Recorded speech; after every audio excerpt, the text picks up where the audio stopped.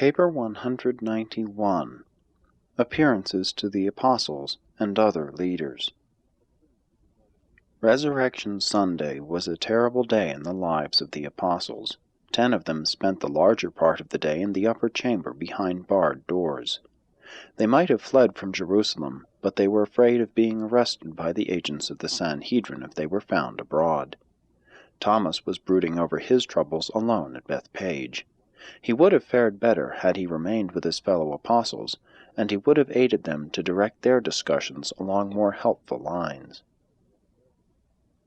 All day long John upheld the idea that Jesus had risen from the dead. He recounted no less than 5 different times when the Master had affirmed he would rise again, and at least 3 times when he alluded to the 3rd day. John's attitude had considerable influence on them, especially on his brother James and on Nathanael. John would have influenced them more if he had not been the youngest member of the group.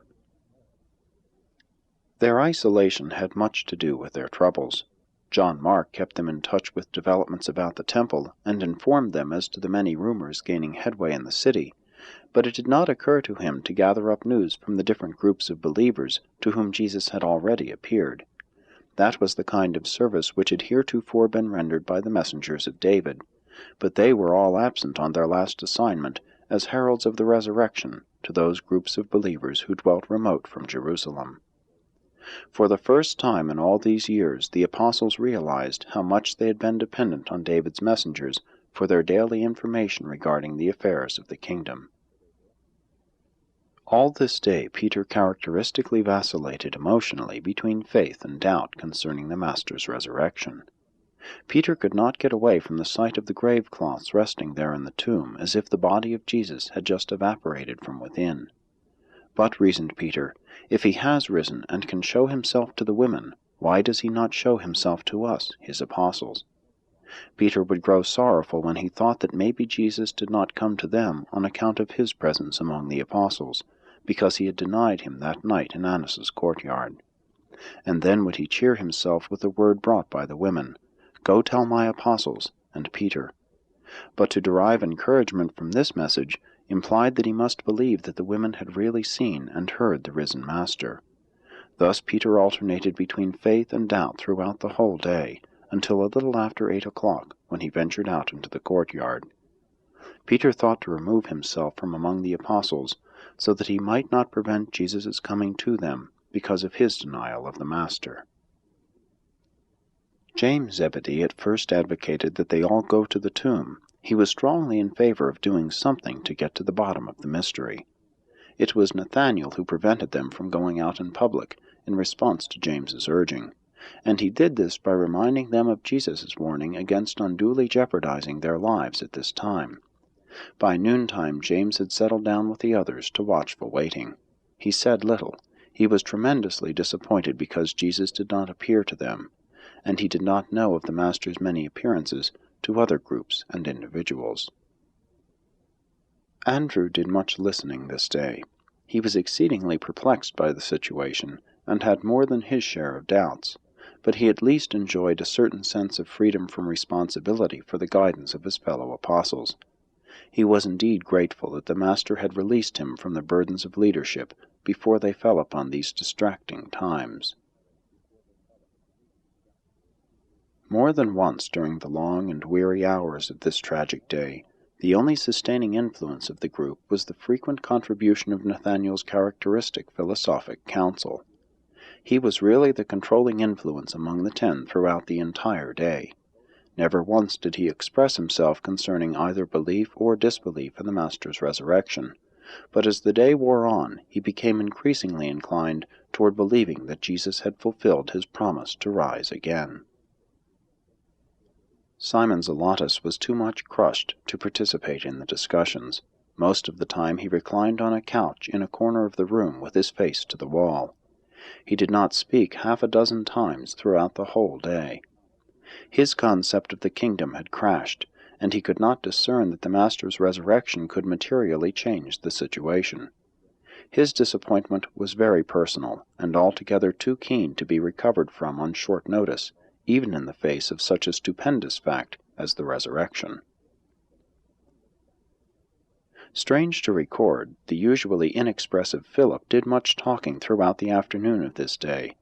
During the forenoon he had little to say, but all afternoon he asked questions of the other apostles. Peter was often annoyed by Philip's questions, but the others took his inquiries good-naturedly. Philip was particularly desirous of knowing, provided Jesus had really risen from the grave, whether his body would bear the physical marks of the crucifixion. Matthew was highly confused. He listened to the discussions of his fellows, but spent most of the time turning over in his mind the problem of their future finances. Regardless of Jesus' supposed resurrection, Judas was gone. David had unceremoniously turned the funds over to him, and they were without an authoritative leader. Before Matthew got around to giving serious consideration to their arguments about the resurrection, he had already seen the Master face to face. The Alphaeus twins took little part in these serious discussions. They were fairly busy with their customary ministrations. One of them expressed the attitude of both when he said, in reply to a question asked by Philip, "We do not understand about the resurrection, but our mother says she talked with the Master, and we believe her." Thomas was in the midst of one of his typical spells of despairing depression. He slept a portion of the day and walked over the hills the rest of the time. He felt the urge to rejoin his fellow apostles, but the desire to be by himself was the stronger. The Master put off the first Morontia appearance to the apostles for a number of reasons. First, he wanted them to have time, after they heard of his resurrection, to think well over what he had told them about his death and resurrection when he was still with them in the flesh. The Master wanted Peter to wrestle through with some of his peculiar difficulties before he manifested himself to them all. In the second place, he desired that Thomas should be with them at the time of his first appearance. John Mark located Thomas at the home of Simon in Bethpage early this Sunday morning, bringing word to that effect to the apostles about 11 o'clock. Any time during this day Thomas would have gone back to them if Nathanael or any two of the other apostles had gone for him.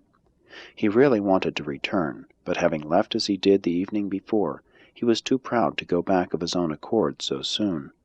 By the next day he was so depressed that it required almost a week for him to make up his mind to return. The apostles waited for him, and he waited for his brethren to seek him out and ask him to come back to them.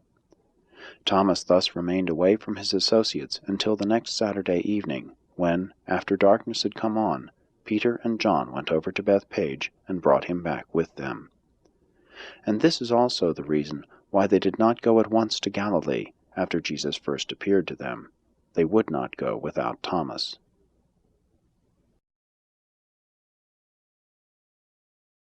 1. The appearance to Peter.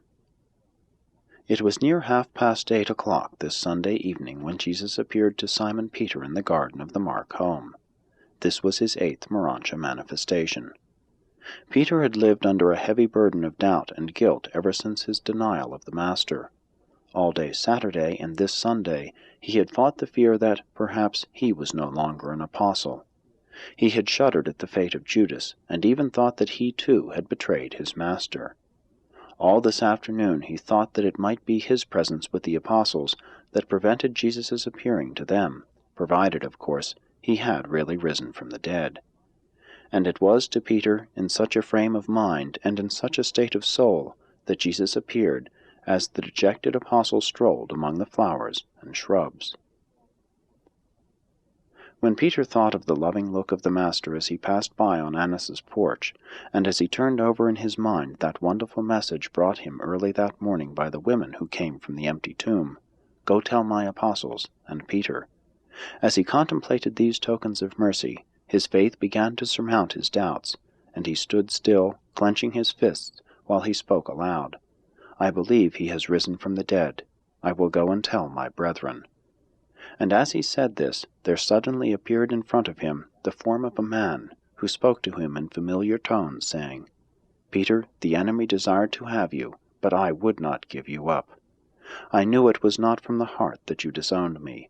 Therefore I forgave you even before you asked. But now must you cease to think about yourself and the troubles of the hour, while you prepare to carry the good news of the gospel to those who sit in darkness. No longer should you be concerned with what you may obtain from the kingdom, but rather be exercised about what you can give to those who live in dire spiritual poverty. Gird yourself, Simon, for the battle of a new day, the struggle with spiritual darkness and the evil doubtings of the natural minds of men. Peter and the Morancha Jesus walked through the garden and talked of things past, present, and future for almost 5 minutes. Then the Master vanished from his gaze, saying, "Farewell, Peter, until I see you with your brethren." For a moment, Peter was overcome by the realization that he had talked with the risen Master, and that he could be sure he was still an ambassador of the kingdom. He had just heard the glorified Master exhort him to go on preaching the gospel, and with all this welling up within his heart, he rushed to the upper chamber and into the presence of his fellow apostles, exclaiming in breathless excitement, "I have seen the Master. He was in the garden. I talked with him, and he has forgiven me." Peter's declaration that he had seen Jesus in the garden made a profound impression upon his fellow apostles, and they were about ready to surrender their doubts when Andrew got up and warned them not to be too much influenced by his brother's report. Andrew intimated that Peter had seen things which were not real before. Although Andrew did not directly allude to the vision of the night on the Sea of Galilee, wherein Peter claimed to have seen the Master coming to them walking on the water, he said enough to betray to all present that he had this incident in mind. Simon Peter was very much hurt by his brother's insinuations, and immediately lapsed into crestfallen silence. The twins felt very sorry for Peter, and they both went over to express their sympathy, and to say that they believed him, and to reassert that their own mother had also seen the Master.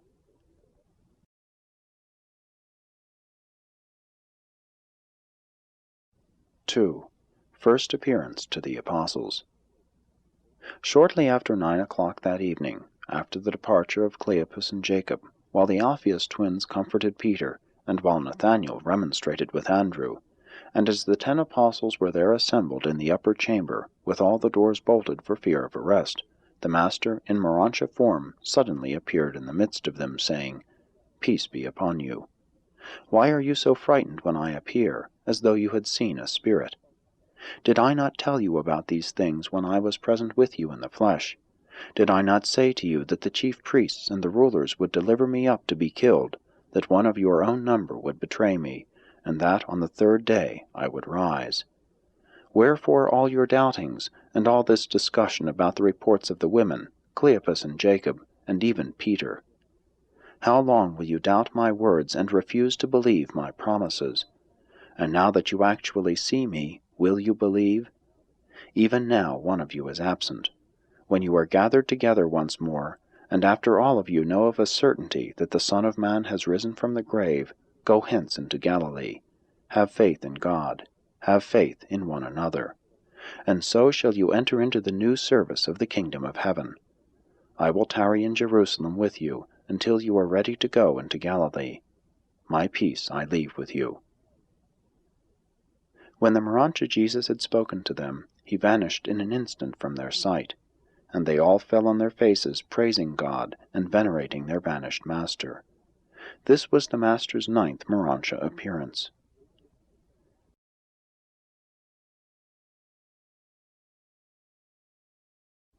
III.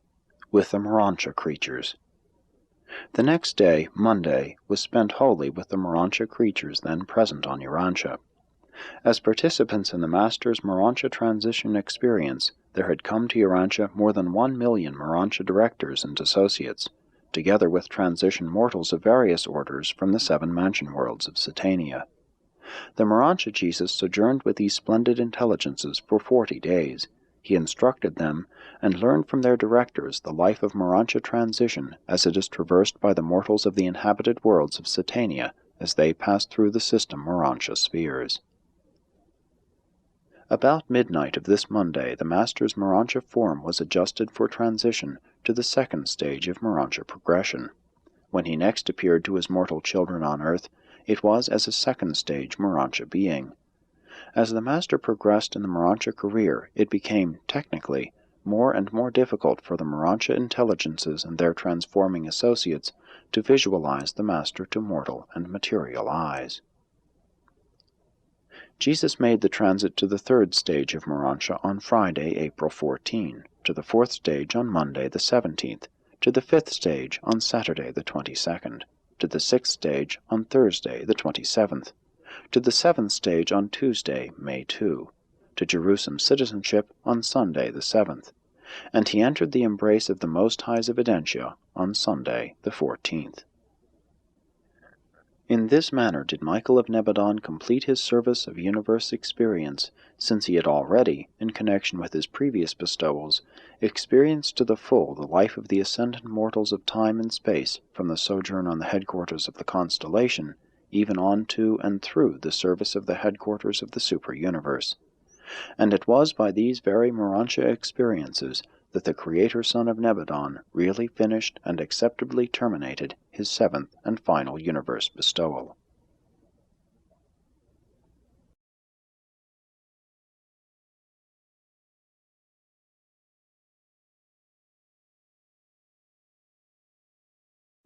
(4) The 10th appearance, at Philadelphia. The 10th Morontia manifestation of Jesus to mortal recognition occurred a short time after 8 o'clock on Tuesday, April 11, at Philadelphia, where he showed himself to Abner and Lazarus and some 150 of their associates, including more than 50 of the evangelistic corps of the 70. This appearance occurred just after the opening of a special meeting in the synagogue, which had been called by Abner to discuss the crucifixion of Jesus and the more recent report of the resurrection, which had been brought by David's messenger. Inasmuch as the resurrected Lazarus was now a member of this group of believers, it was not difficult for them to believe the report that Jesus had risen from the dead. The meeting in the synagogue was just being opened by Abner and Lazarus, who were standing together in the pulpit, when the entire audience of believers saw the form of the Master appear suddenly. He stepped forward from where he had appeared between Abner and Lazarus, neither of whom had observed him, and saluting the company, said, "Peace be upon you. You all know that we have one Father in heaven, and that there is but one gospel of the kingdom, the good news of the gift of eternal life which men receive by faith. As you rejoice in your loyalty to the gospel, pray the Father of truth to shed abroad in your hearts a new and greater love for your brethren. You are to love all men as I have loved you. You are to serve all men as I have served you. With understanding sympathy and brotherly affection, fellowship all your brethren who are dedicated to the proclamation of the good news, whether they be Jew or Gentile, Greek or Roman, Persian or Ethiopian. John proclaimed the kingdom in advance. You have preached the gospel in power. The Greeks already teach the good news, and I am soon to send forth the Spirit of truth into the souls of all these, my brethren, who have so unselfishly dedicated their lives to the enlightenment of their fellows who sit in spiritual darkness. You are all the children of light. Therefore stumble not into the misunderstanding entanglements of mortal suspicion and human intolerance.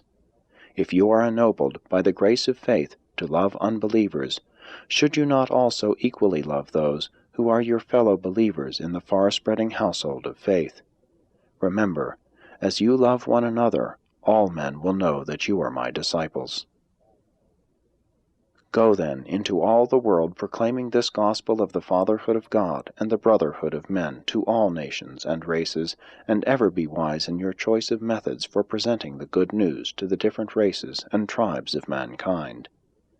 Freely you have received this gospel of the kingdom, and you will freely give the good news to all nations. Fear not the resistance of evil, for I am with you always, even to the end of the ages. And my peace I leave with you." When he had said, "My peace I leave with you," he vanished from their sight. With the exception of one of his appearances in Galilee, where upward of 500 believers saw him at one time, this group in Philadelphia embraced the largest number of mortals who saw him on any single occasion. Early the next morning, even while the apostles tarried in Jerusalem awaiting the emotional recovery of Thomas, these believers at Philadelphia went forth proclaiming that Jesus of Nazareth had risen from the dead. The next day, Wednesday, Jesus spent without interruption in the society of his Morontia associates, and during the mid-afternoon hours he received visiting Morontia delegates from the mansion worlds of every local system of inhabited spheres throughout the constellation of Norlatiadec, and they all rejoiced to know their Creator as one of their own order of universe intelligence.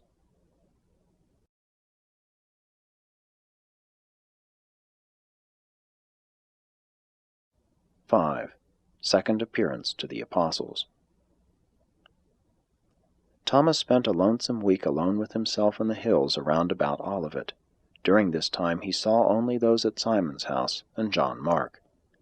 It was about 9 o'clock on Saturday, April 15, when the two apostles found him and took him back with them to their rendezvous at the Mark home. The next day Thomas listened to the telling of the stories of the Master's various appearances, but he steadfastly refused to believe. He maintained that Peter had enthused them into thinking they had seen the Master. Nathanael reasoned with him, but it did no good. There was an emotional stubbornness associated with his customary doubtfulness, and this state of mind, coupled with his chagrin at having run away from them, conspired to create a situation of isolation which even Thomas himself did not fully understand.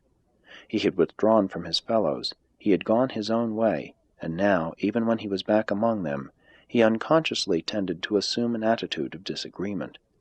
He was slow to surrender, he disliked to give in. Without intending it, he really enjoyed the attention paid him. He derived unconscious satisfaction from the efforts of all his fellows to convince and convert him. He had missed them for a full week, and he obtained considerable pleasure from their persistent attentions.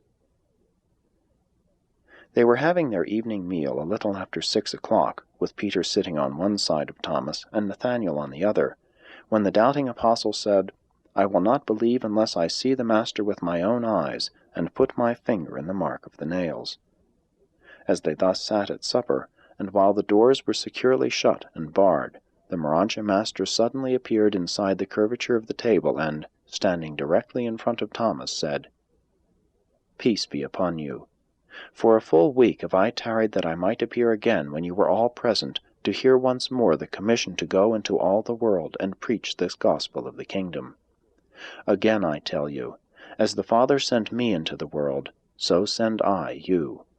As I have revealed the Father, so shall you reveal the divine love, not merely with words, but in your daily living. I send you forth not to love the souls of men, but rather to love men. You are not merely to proclaim the joys of heaven, but also to exhibit in your daily experience these spirit realities of the divine life, since you already have eternal life, as the gift of God through faith. When you have faith, when power from on high, the Spirit of truth, has come upon you, you will not hide your light here behind closed doors, you will make known the love and the mercy of God to all mankind. Through fear you now flee from the facts of a disagreeable experience, but when you shall have been baptized with the Spirit of truth, you will bravely and joyously go forth to meet the new experiences of proclaiming the good news of eternal life in the kingdom of God. You may tarry here and in Galilee for a short season while you recover from the shock of the transition from the false security of the authority of traditionalism to the new order of the authority of the facts, truth, and faith in the supreme realities of living experience. Your mission to the world is founded on the fact that I lived a God-revealing life among you, on the truth that you and all other men are the sons of God, and it shall consist in the life which you will live among men, the actual and living experience of loving men and serving them, even as I have loved and served you. Let faith reveal your light to the world. Let the revelation of truth open the eyes blinded by tradition. Let your loving service effectually destroy the prejudice engendered by ignorance. By so drawing close to your fellow men in understanding sympathy and with unselfish devotion, you will lead them into a saving knowledge of the Father's love. The Jews have extolled goodness, the Greeks have exalted beauty, the Hindus preach devotion, the faraway ascetics teach reverence, the Romans demand loyalty, but I require of my disciples life, even a life of loving service for your brothers in the flesh.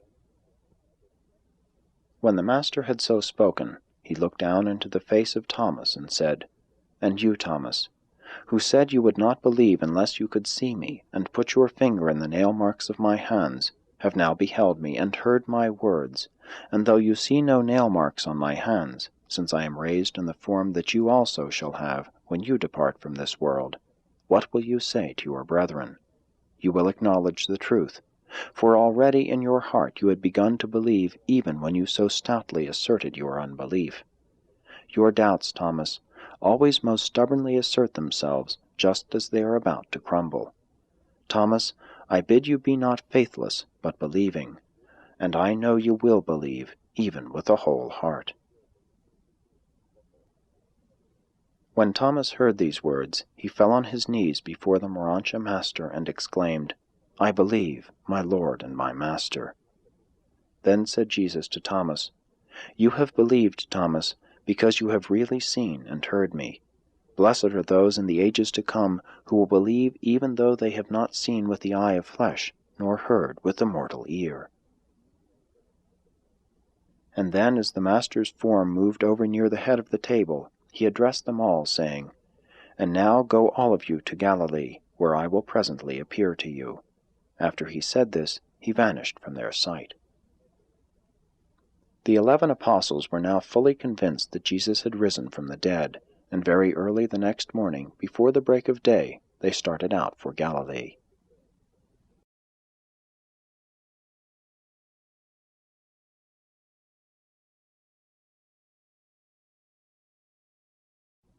(6) The Alexandrian Appearance. While the 11 apostles were on the way to Galilee, drawing near their journey's end, on Tuesday evening, April 18, at about 8:30 o'clock, Jesus appeared to Rhodan and some 80 other believers in Alexandria. This was the Master's 12th appearance in Morancha form. Jesus appeared before these Greeks and Jews at the conclusion of the report of David's messenger regarding the crucifixion. This messenger, being the 5th in the Jerusalem-Alexandria relay of runners, had arrived in Alexandria late that afternoon, and when he had delivered his message to Rhodan, it was decided to call the believers together to receive this tragic word from the messenger himself. At about 8 o'clock, the messenger, Nathan of Bucyrus, came before this group and told them in detail all that had been told him by the preceding runner.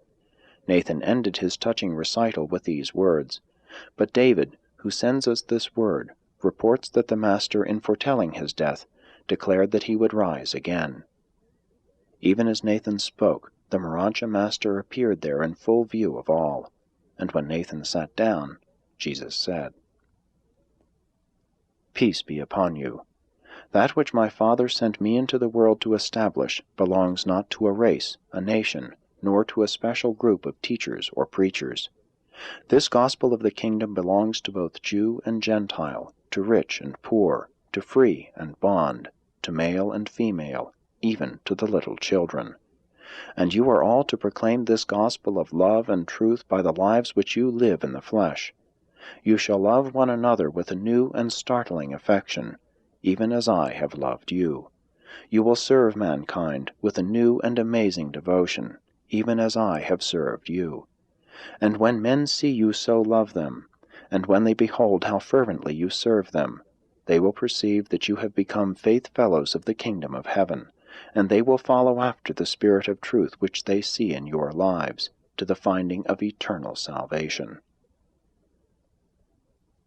As the Father sent me into this world, even so now send I you. You are all called to carry the good news to those who sit in darkness. This gospel of the kingdom belongs to all who believe it. It shall not be committed to the custody of mere priests. Soon will the Spirit of truth come upon you, and he shall lead you into all truth. Go you therefore into all the world preaching this gospel, and lo, I am with you always, even to the end of the ages." When the Master had so spoken, he vanished from their sight. All that night these believers remained there together, recounting their experiences as kingdom believers, and listening to the many words of Rhodan and his associates. And they all believed that Jesus had risen from the dead. Imagine the surprise of David's herald of the resurrection, who arrived the second day after this, When they replied to his announcement, saying, "Yes, we know, for we have seen him. He appeared to us day before yesterday,"